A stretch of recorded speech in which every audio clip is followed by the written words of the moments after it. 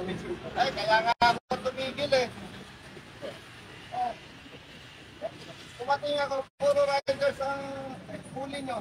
Magandang araw sa atin lahat mga kababayan. Habang nag-iikot nga itong si Congressman Busita ay nadaanan niya itong isang checkpoint na umano'y ang sinisita at pinapara lamang ay itong mga riders ng or motorcycle riders lamang.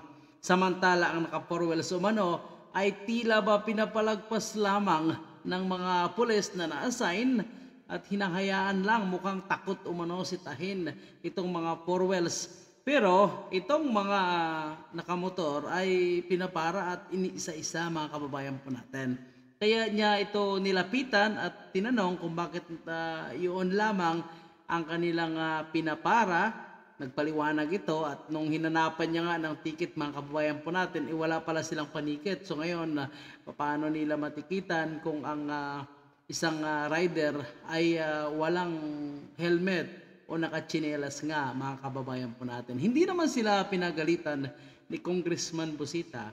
Ngunit sinabihan lamang sila at tinuruan ng tamang procedure kung ano ang kanilang gawin. So ito yung mga congressman na kahit walang pasok, naka-break sila mga kababayan po natin pero tuloy-tuloy pa rin yung kanyang ginagawang serbisyo at ginagawa niya pa rin ang kanyang mandato bilang advocates nga ng mga riders.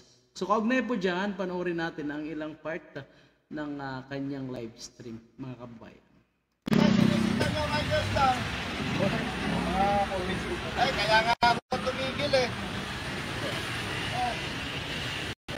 Kumating ako, puro riders ang huli nyo. Okay.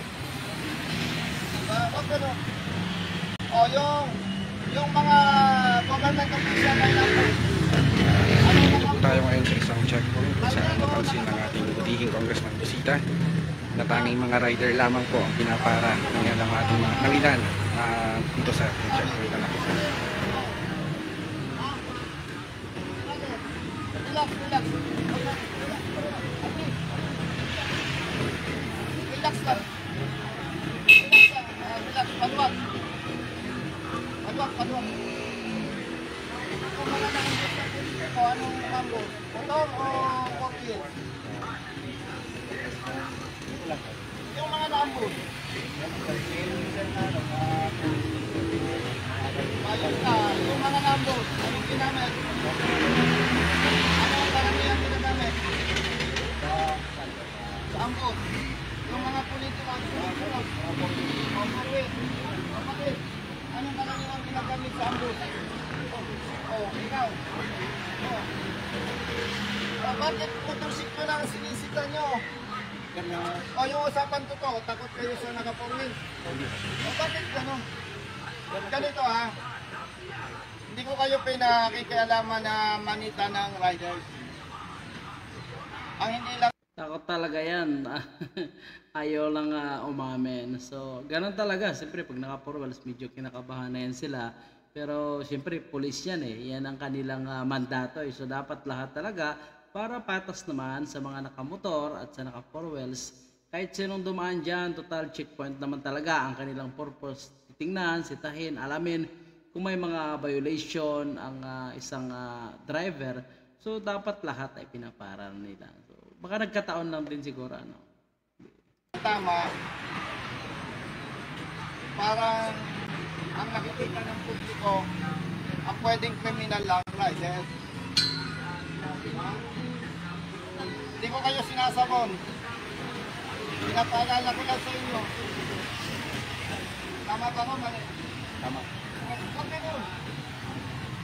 Pag may nakita kayong rider, walang helmet, may panikit kayo.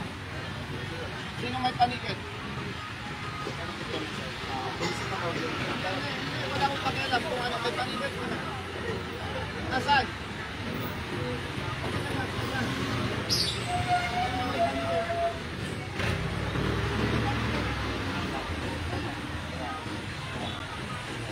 Brother, may panikit ka, brother?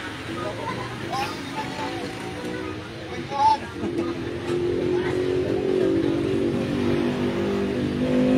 Kasi pag kumara kayo ng rider, ang motorista na may violation, Matutuwa ako sa inyo at sigurado si Mayor matutuwa. Pag walang helmet, walang pakiusapan, ticket. Ano ang maganda doon? Inililigtas ninyo ang buhay ng rider at ng yung kinabukasan ng kanyang pamilya. Pag may violation, kahit kapamilya ko yan, kaibigan, kamag-anak, wala akong pakialam. Eh tingnan mo kapatid, ikaw tigilan, ano lang. Para kayo, may violation. Pag may violation, anong sinasabi mo sa rider? Paano mo nga titigilan, wala kang pamilya? Kami po, nasa?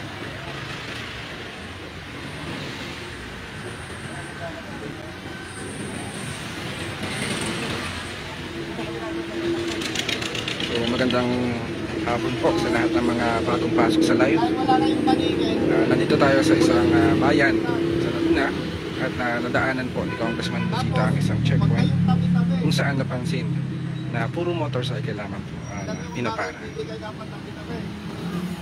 O kung kaaway mo ako, tirangan ko. Hindi tayo sa lang.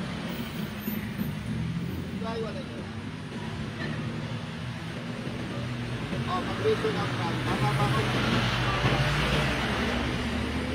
Tama yung sinasabi ko? Yes, sir. Huwag kayong tabi-tabi. Sino nga galing namatay? Kas naman. Sino nga galing namatay? Tanga na. Bakit?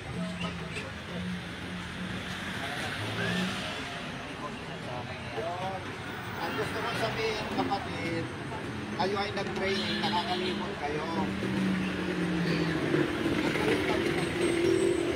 Meron dito, meron doon sa kapila. Kung ang naninita ay mga naka-short parang, tropang naka-long parang, nandun, kaya nandun, o kayo sa kapila.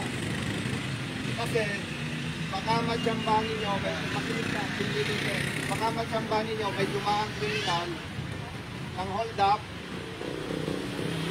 akala nila, naitimbre sa inyo. O di relax-relax kayo. Sinong binata? Sinong binata kayo? Kaya pala binata. Ikaw. Binata, ikaw may asawa. May asawa, sir. Ilan anak mo? Tatlo, sir. Asawa. Isa na, sir. Ikaw, binata, ang ganda mong lalaki. Binata lang ko. Ikaw, parang may sumalo. O mag-isunod ka. Pero, pag nagkanda ka ng checkpoint, kapag meron kang tao doon, dalawa. May tao ka doon, dalawa. May natin kayo.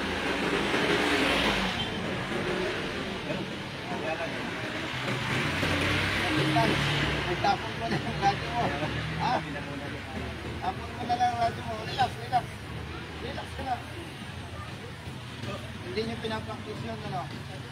Ganda ka ng checkpoint, may dalawa doon. Doon sa LDP. Dalawa doon. Para yung kayo magka-problema, may drone pa kayo, may drone pa kayo. So yun nga ang ginawa ni Congressman Busita, mga kababayan po natin, ano? At tinuruan niya yung tamang procedure, tamang gawin itong mga pulis na nag-checkpoint, mga kababayan po natin. So natawa rin siya kasi yung mga radyo pala ng pulis sa walkie-talkie, mga kababayan po natin, ay sira din pala, ano ba yan? So talagang nakakalungkot lang, ano? Kasi ang pulis po natin ay kulang sa kagamitan. So mayroong mga nag-aabuso, pero syempre maliit lang yun na porsyento, mga kababayan po natin.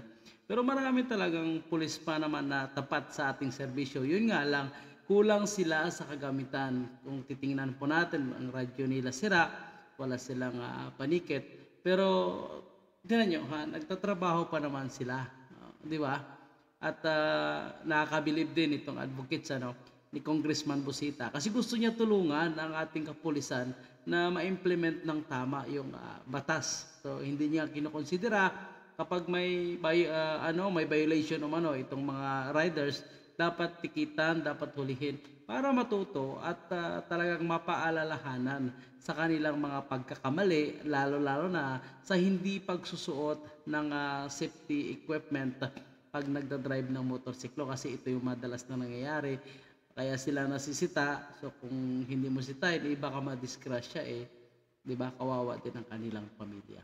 So maayos naman na kinausap ni Congressman Busita itong mga pulis, at bago siya umalis ay nakipagkwentuhan pa ito at nagkape kasama itong mga pulis nating nagkakandak ng checkpoint. So sana makita ito ni PNP Chief Acorda at ma-issuehan ng mga bagong kagamitan itong ating mga pulis. So I think dapat siguro kailangan meron din silang body cam para makita din kung hindi natin alam, baka may mga maglabag ng batas, may mga kriminal na dumaan, at least meron silang kamera So nakita natin lahat sila walang kamera din mga kababayan po natin, o hindi natin alam, baka hindi sila required. Pero mainam kasi na yung mga pulis natin dapat mayroon talagang kamera para kahit anong mangyari ay makapture agad ng kamera, madepensahan nila ang kanilang sarili. So good job Congressman Busita sa iyong ginawa. At least kahit naka-break time, so tuloy pa rin ang kanyang pagtatrabaho. Yan ang mga congressman na dapat nating iboto, dapat nating i-promote, mga kababayan po natin. Huwag na yung nagpapalaki lang ng tiyan, nakikinabang lang doon sa extraordinary expenses, tapos pipirmahan lang, i-certify lang, pero binulsa ang pera. So ito yung mga congressman na talagang nagtatrabaho ng tama. Kahit makatanggap man ng extraordinary expenses, kung ang kanyang natatanggap ay tinutulong sa kanyang organisasyon, tinutulong sa kanyang advocates, saludo po tayo dyan, mga kababayan po natin. Ito mga congressman na hindi dapat maapektuhan kung magsalita man si Pangulong Digong, maghahanap ng liquidation. Basta hindi siya natatakot dahil ginagawa niya ng tama at ginagastos ng tama ang kanya nakuhang pundo mula sa ating tax, mula sa kaban ng taong bayan. So, maraming salamat, at para sa inyong komento at opinion, huwag kalimutan mag-iwan ng mensahe sa ating comment section. Maraming salamat. Bye-bye.